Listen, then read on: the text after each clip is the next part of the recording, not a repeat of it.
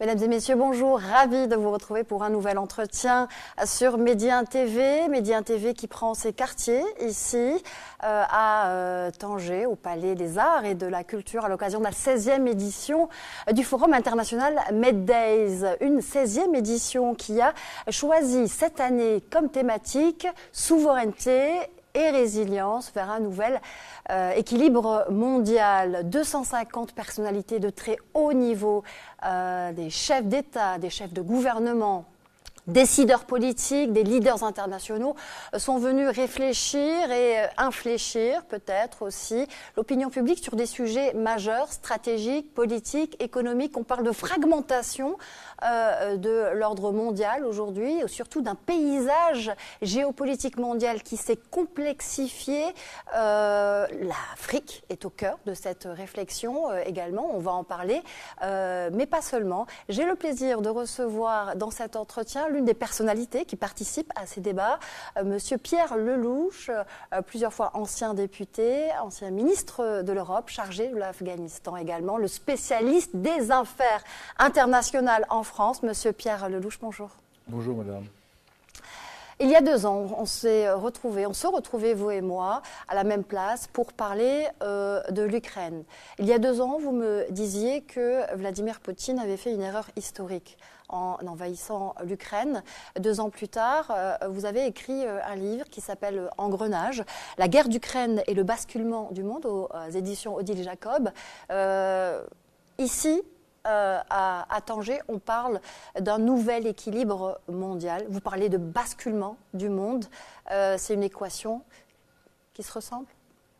Ce que cette guerre a fait,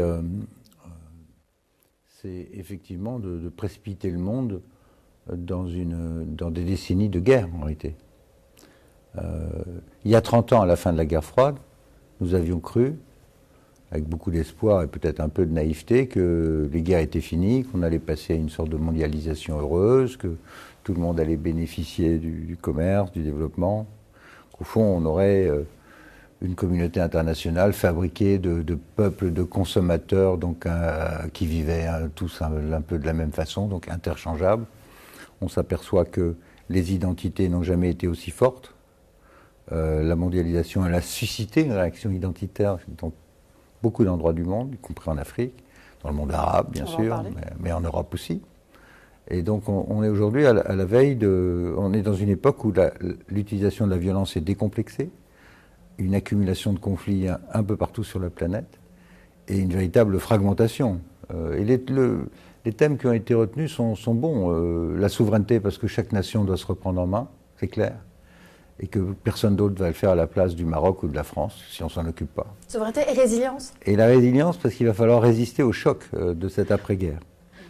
Alors cette guerre, elle était au départ une affaire totalement locale, c'était de savoir à qui appartenait la Crimée, ou est-ce qu'il fallait faire une loi fédérale sur la partie est de l'Ukraine, ce que les Russes appellent la Novorossia, la Nouvelle-Russie, les terres du Donbass. C'est devenu aujourd'hui une guerre absolument mondialisée. À partir d'avril 2022, l'OTAN est entrée dans une guerre par procuration non déclarée avec la Russie, ce qui a entraîné toute une série de chocs derrière. D'abord l'alliance entre la Russie et la Chine, ce qui est une très mauvaise idée pour l'Occident. Ensuite l'arrivée de 2 alliés épouvantables que sont l'Iran et la Corée du Nord, ce que j'appelle les 4 cavaliers de l'apocalypse. Ces 4-là ne vont pas nous faire de cadeaux. Un basculement aussi au niveau des valeurs. Beaucoup de pays dans le sud global n'ont pas compris cette guerre entre blancs en Europe. Et alors que nous, en Europe, on a été convaincus que c'était pour le bien, pour le droit international, pour les valeurs de liberté, etc. Dans le sud global, tout le monde considère que cette guerre n'est pas leur guerre. Et donc on assiste à ce basculement aussi bien au niveau des valeurs qu'au niveau des conséquences stratégiques, parce que cette guerre, elle a métastasé ailleurs, notamment au Proche-Orient, en Afrique, où la France et les États-Unis ont été littéralement expulsés par les régimes du Sahel. Enfin, il y a eu beaucoup de conséquences, y compris en Asie, mais on n'a pas le temps. Je ne vais pas vous raconter mon livre, ceux que ça intéresse regarderont, mais il y a un vrai basculement stratégique. Mais aussi sur l'Afrique, qui avait un effet domino, aussi sur l'Afrique. Quel résultat quel impact 2 ans après, plus même, a eu cette guerre sur l'Afrique? Vous parliez tout à l'heure d'identité. Le Forum Medays a choisi le terme de souveraineté. Est-ce qu'on peut réfléchir justement sur cette émergence et la résilience qu'il faut avoir pour aller vers cette souveraineté en Afrique sans forcément rester crispé sur son identité et cultiver la division sur le continent? Bon, pour l'instant, ce qu'il faut bien voir, c'est que l'Afrique, heureusement, n'est pas directement concernée par la guerre en Europe. Donc, il n'y a pas de conséquences, j'allais dire, militaires immédiates, mais quand même, on voit bien qu'elle reste une zone où les appétits se réveillent, notamment ceux de la Russie, qui, dans la compétition qu'elle mène contre l'Occident, ce qu'elle appelle l'Occident collectif, c'est-à-dire les Américains, nous, les autres, on profite pour essayer de pénétrer, mettre la main sur les richesses, notamment minières. Et ça, c'est les forces paramilitaires russes qu'on voit dans le Sahel, notamment, en Centrafrique aussi, qui ont conduit ces gouvernements putschistes à expulser les Américains, les Français notamment, ce qui rend service en même temps au retour des islamistes les plus durs, c'est-à-dire Daesh et l'État islamique et Al-Qaïda aussi. Et donc on voit une réimplantation de ces forces au sud de l'Algérie, dans toute la zone sahélienne, ce qui est un vrai problème, là, qui peut toucher tout le Maghreb aussi. Donc c'était des conséquences indirectes de tout ça. Il y avait bien sûr des islamistes, des groupes terroristes avant, mais là ils ont une autoroute puisque plus personne ne les combat et que les gouvernements locaux sont très faibles en fait. Donc là il y a une zone de fragilité très grande. Après il y a l'arrivée de nouveaux joueurs sur le plan économique, notamment les Turcs. Tout le monde est attiré par ce continent qui va être le premier continent sur le plan démographique au cours de ce siècle. À la fin du siècle, peu de gens le savent, mais 40% de la population mondiale va être africaine. Tout ça parce qu'ailleurs, ça décline, y compris en Chine, très fortement, en Europe, tandis que l'explosion démographique, elle continue en Afrique, surtout en Afrique noire d'ailleurs. Et donc, ça va demander aux Africains une urgence à se reprendre en main, à trouver les voies du développement qui, cette fois, j'espère, vont réussir, y compris parce que les nouvelles technologies vont permettre aux Africains de sauter plusieurs étapes.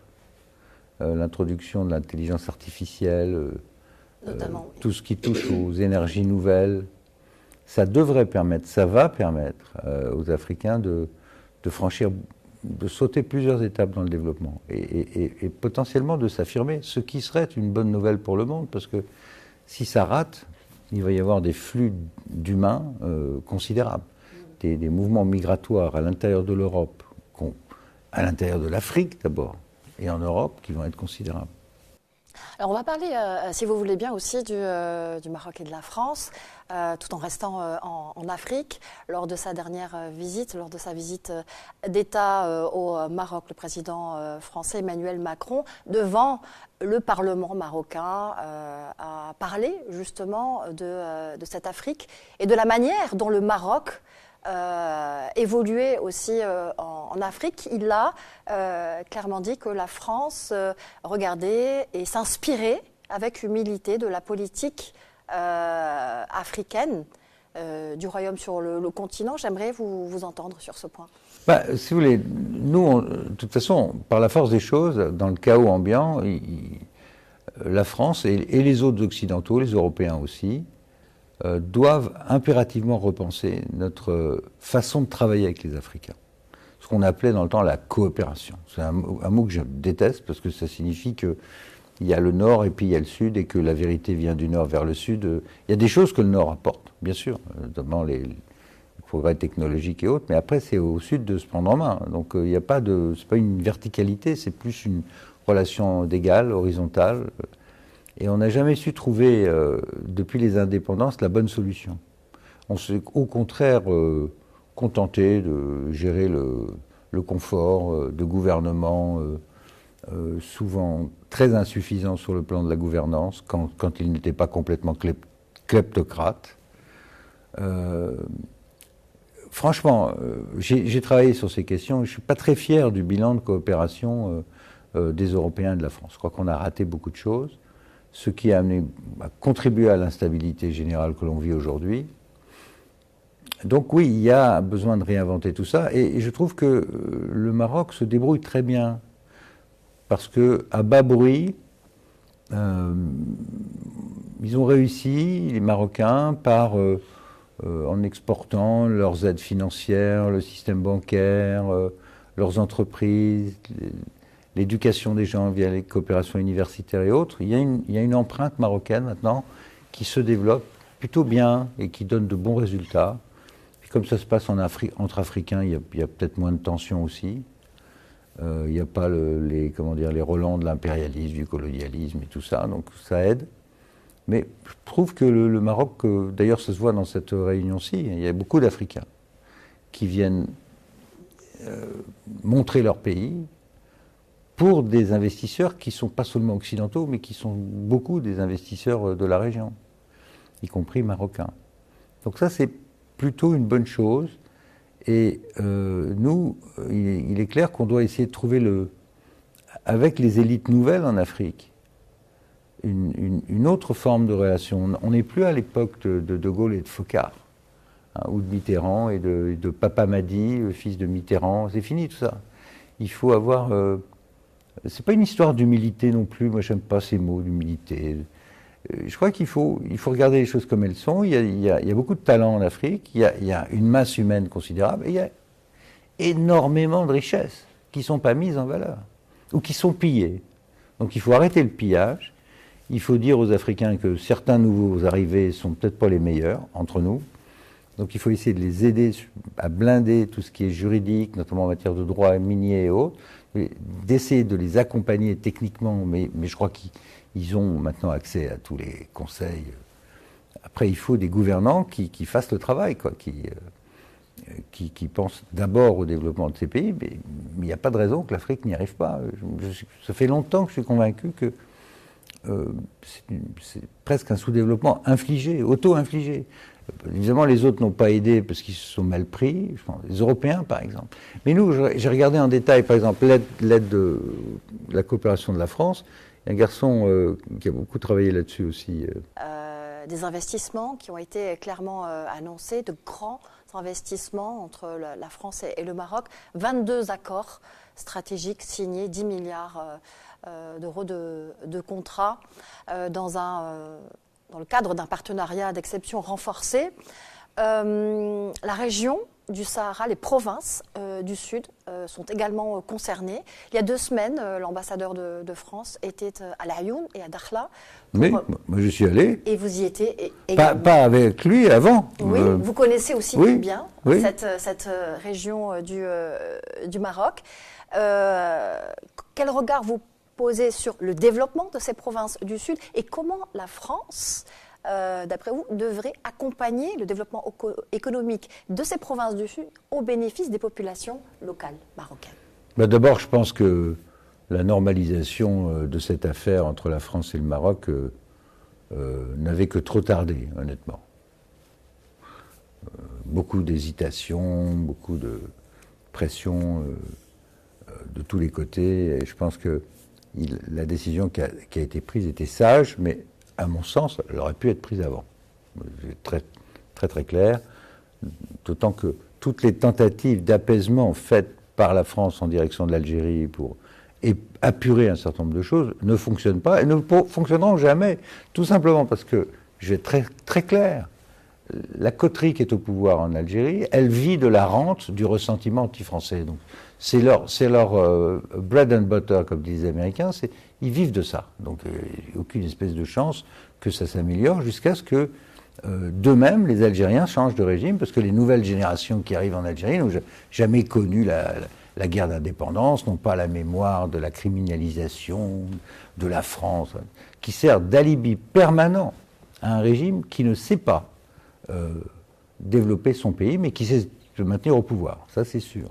Donc je pense que le choix qui a été fait est un choix de sagesse, de s'appuyer sur un État stable, qui se développe bien, avec des défauts, des qualités, mais c'est un pôle de stabilité dans la zone qui fait plutôt du bon travail en Afrique. Donc voilà, pour moi, il n'y a pas photo dans cette affaire. Après, le développement économique au Maroc, le co-développement, on l'a commencé avant M. Macron. Hein. Moi, je me souviens, j'étais venu ici quand j'étais ministre de Sarkozy. On a fait beaucoup de choses, notamment dans cette région de Tanger que vous connaissez bien. Beaucoup d'investissements, des choses qu'on a fait entre Français et Marocains dans cette zone. Alors qu'est-ce qu'on peut faire dans le Sud? Dans le Sud, il y a beaucoup de choses. En matière de tourisme, à Dakhla, il y a des choses extraordinaires à faire. Et puis, il y a toute cette industrie de la pêche qu'il faut faire de façon intelligente pour préserver la ressource. Et en même temps, développer des capacités locales. C'est un sujet très important, l'autonomie alimentaire pour le Maroc, mais aussi l'exportation vers l'Europe. La gestion de l'eau également. La gestion de l'eau, bien sûr. Emmanuel Macron parlait des autoroutes de l'eau, justement. Ici, déjà, il faudrait dessaler. Bon, la France, elle a beaucoup de technologies à apporter dans ces domaines. Et en plus, les problèmes que vous avez au Maroc en matière d'eau et de sécheresse, nous allons les avoir en Europe, en France. Les Espagnols les ont déjà, mais en France, on va les avoir aussi. Et nous avons, là aussi, curieusement, les expériences qui vont avoir lieu en Afrique vont être précurseurs par rapport à ce qui va nous arriver en Europe. Donc le mix de la technologie européenne, de l'adaptation ici au Maroc et en Afrique, des solutions que les Africains vont trouver, vont aider demain l'Europe. Donc vous voyez, ça va se jouer des deux côtés, dans une relation qui peut être gagnant-gagnant. On a des entreprises en France qui savent gérer l'eau, qui sont les meilleurs au monde. Mais enfin, l'expérience qui va être acquise au Maroc va aider beaucoup de pays africains et aussi demain l'Europe. Donc oui, ça c'est un vrai sujet. Merci Pierre Lellouche d'avoir été notre invité. Et merci à vous, c'est la fin de cet entretien.